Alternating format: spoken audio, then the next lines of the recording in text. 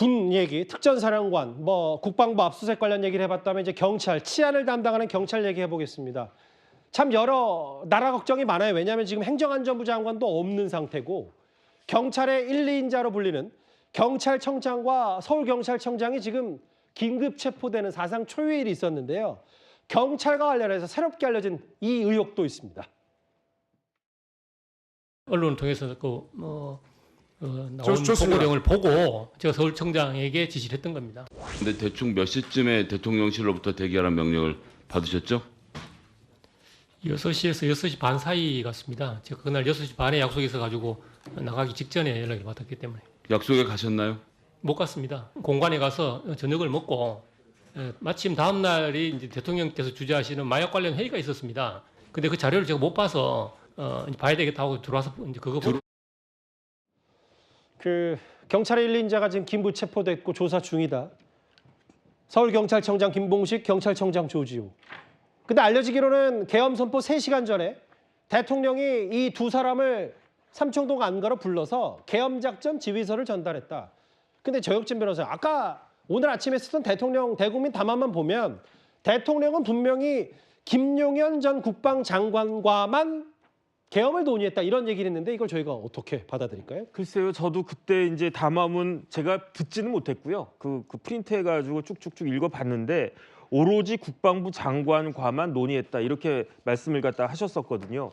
그런데 저 이야기를 갖다 들어보면 계엄이 10시 27분에 발령이 됐었어요. 그런데 저 조청장 이야기에 따르면 약 3시간쯤 전에 안가에서 4명이 만났다는 거 아니겠습니까? 대통령하고 국방부 장관하고 그다음에 경찰청장하고 서울청장하고 이렇게 4시 회동을 했다라고 하는 건데 이걸 갖다가 대통령의 말씀을 선회한다라고 하면 그 이전까지 며칠 전부터 쭉 논의한 거는 국방부 장관만이었고 모든 것들이 다 어느 정도 결정이 된 상황에서 지시를 하기 위해서만 서울청장하고 경찰청장을 불러서 이야기한 것이다. 이런 정도로 해석이 될 수 있을지는 모르겠는데 그런데 가장 의문이 되는 건요.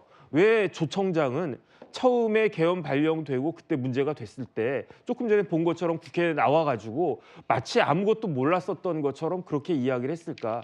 그 부분이 오히려 지금에 와서는 조청장과 그 김봉식 서울청장에게 굉장히 불리하게 나쁜 영향으로 작용하게 될 것이다. 저는 그런 생각이 듭니다. 저희가 지난주부터 쭉 얘기하고 있는 계엄 사태 전말은 분명히 정확히 규명을 해야 됩니다.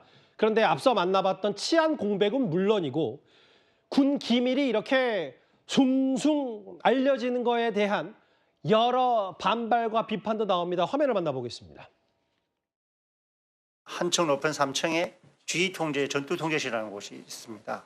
그런 걸 다 이야기해도 되는 겁니까? 아닙니다. 층수나 이런 것들 다 이야기를 해도 되는 거예요? 보안상에 걸리지는 않아요? 네. 그건 제가 다시 정정을 하겠습니다. 왜냐하면 지금 총장이 중요한 전투 시설에 대한 지금 개념을 얘기를 하고 있습니다. 이건 끊어주셔야 됩니다. 여인영 사령관이 밑에 있는 그 이실장 통해서 직접 수방사에 가서 비원 벙커를 직접 지시를 받고 엄청난 규모의 크기입니다. 아마 거긴 한 1000명까지도 수용을 할 수 있을 공간이기 때문에 성관이 난입, 소령, 대령, 사진이 이거 받아가세요. 오후에 수사하고 이 사람들 출석시켜 주세요.